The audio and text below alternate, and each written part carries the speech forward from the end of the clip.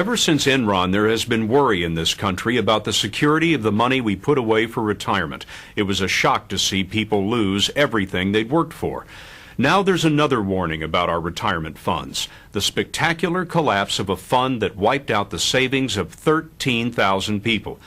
They invested in the Baptist Foundation of Arizona. Many signed up after hearing a salesman's pitch in their own church. Baptist Foundation failed in 1999. Investors had $570 million in the fund. It's the largest bankruptcy of a nonprofit organization ever. Like Enron, Baptist Foundation concealed its losses, and like Enron, its financial reports were audited by the accounting firm Arthur Andersen.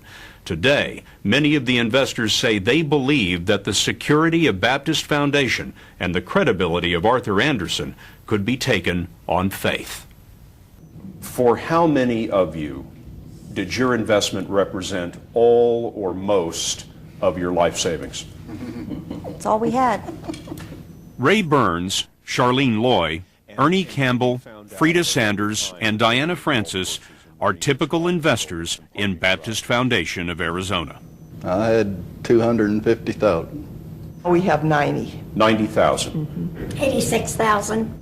700,000. $700,000. Well, I had $35,000 at the point of bankruptcy, but Thousands of investors lived on monthly checks from Baptist Foundation, the interest on their investments.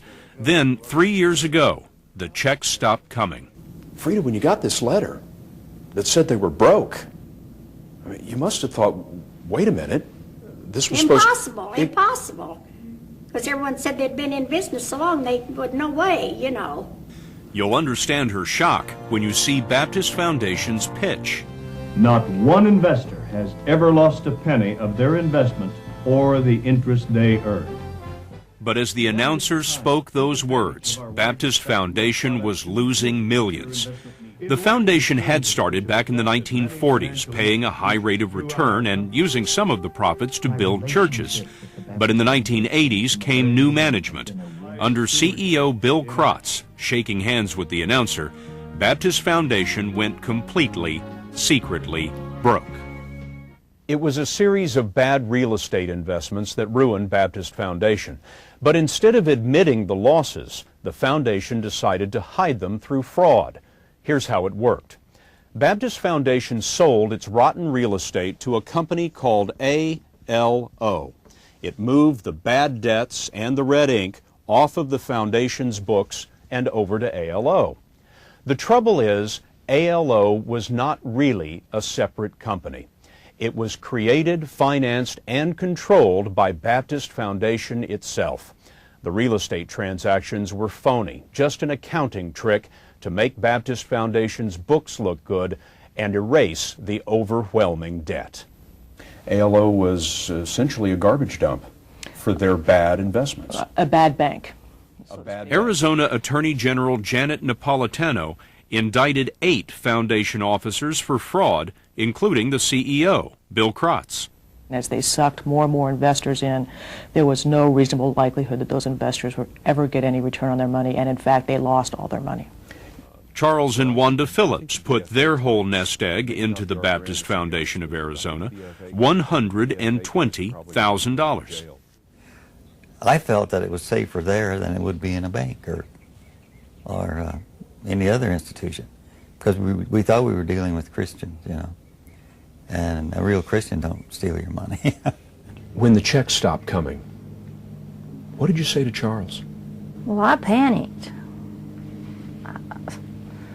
Man, I panicked terrible. I couldn't sleep at night or anything else because I didn't know what we was going to live on. The Phillips had retired to a little dream house in Arizona, but now they're back at work.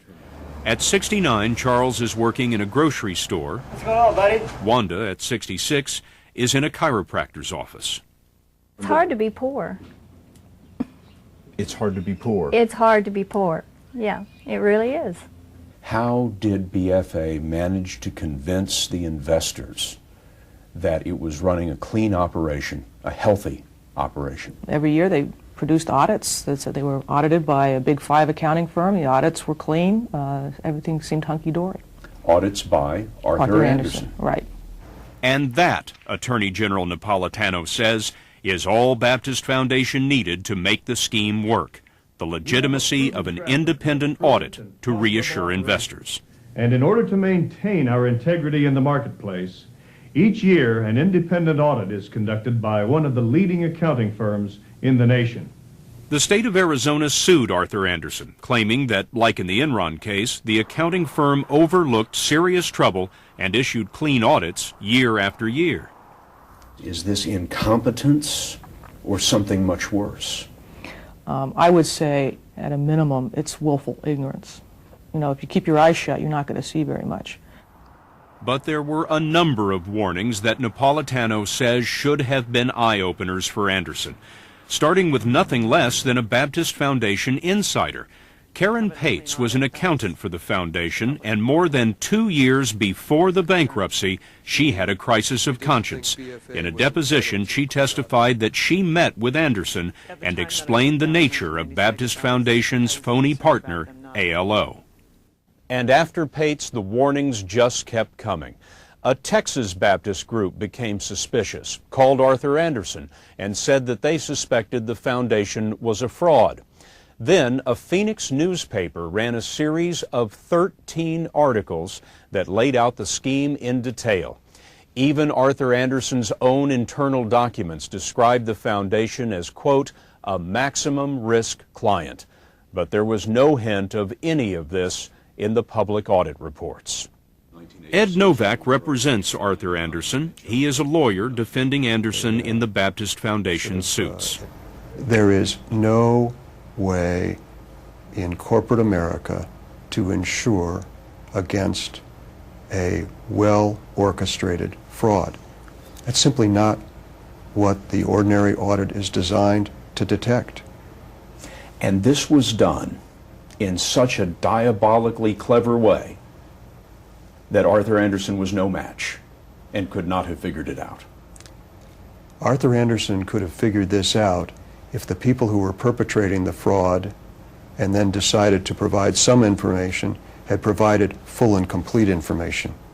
Novak says the warning from Foundation insider Karen Pates was just too vague to follow.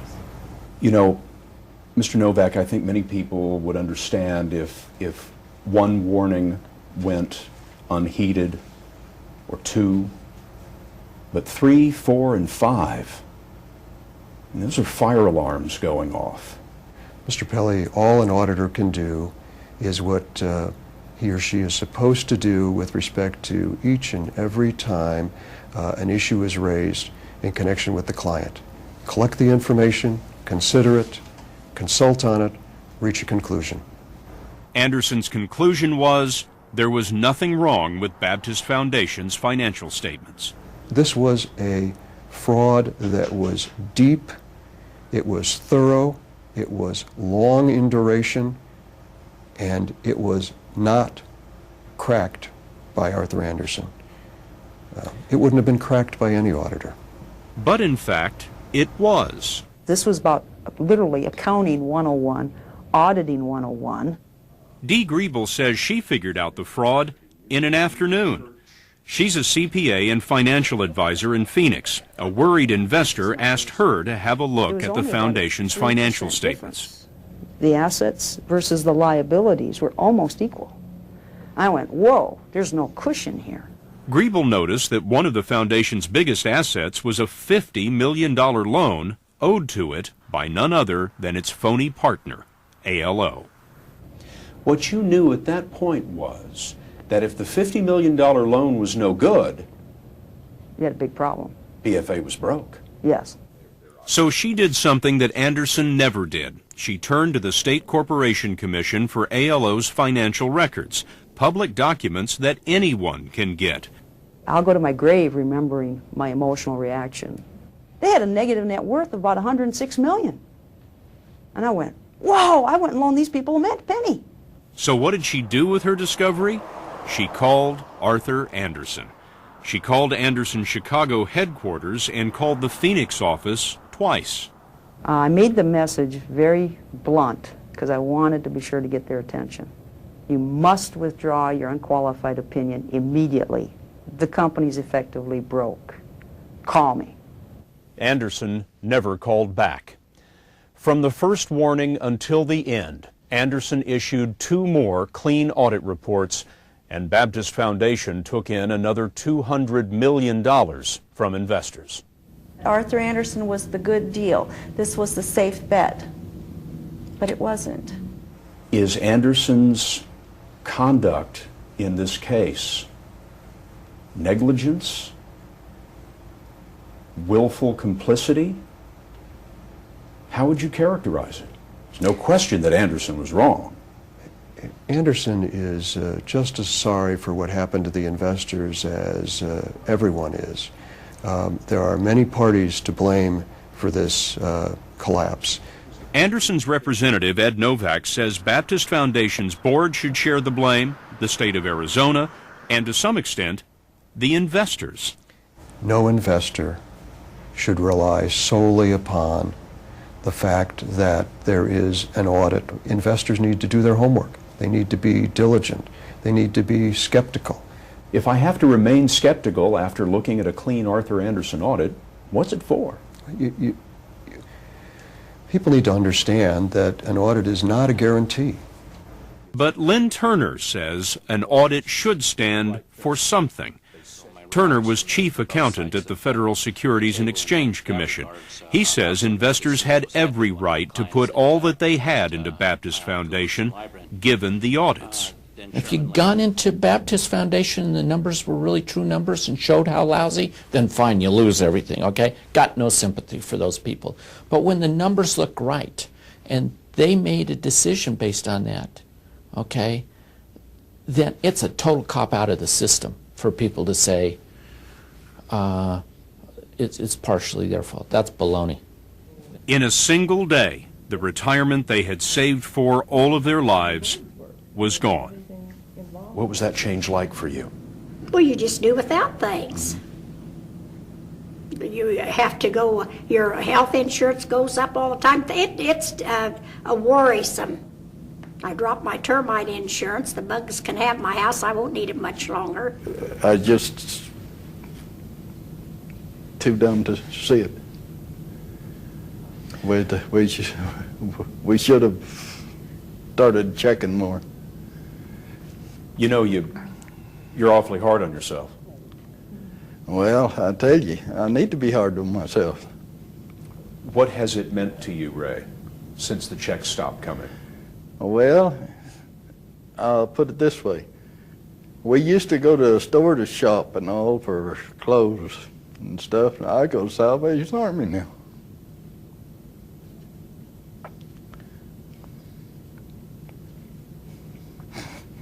It ain't right. Late Friday, Anderson settled the Baptist Foundation lawsuits. It will pay $217 million. 2 of its auditors will lose their licenses. The settlement means that next fall, investors will get about 44 cents on the dollar. There will be more as the foundation's real estate is sold. With Enron and Baptist Foundation, Anderson now has the distinction of having been the auditor at both the largest corporate bankruptcy and the largest bankruptcy of a nonprofit organization in U.S. history. Shortly before we aired our story, Anderson agreed to settle the lawsuits against it and pay $217 million, most of that to the retirees. But now all of that has changed. Arthur Anderson now says it won't pay the settlement, surprising the investors and Arizona's Attorney General, Janet Napolitano. By its actions, Anderson sent a message to consumers, victims, clients, the business community, and to law enforcement that not only are their accounting practices suspect, but they have no desire to do what is right. Their behavior is despicable. The Attorney General is asking Arizona regulators to ban Arthur Anderson from doing business anywhere in the state.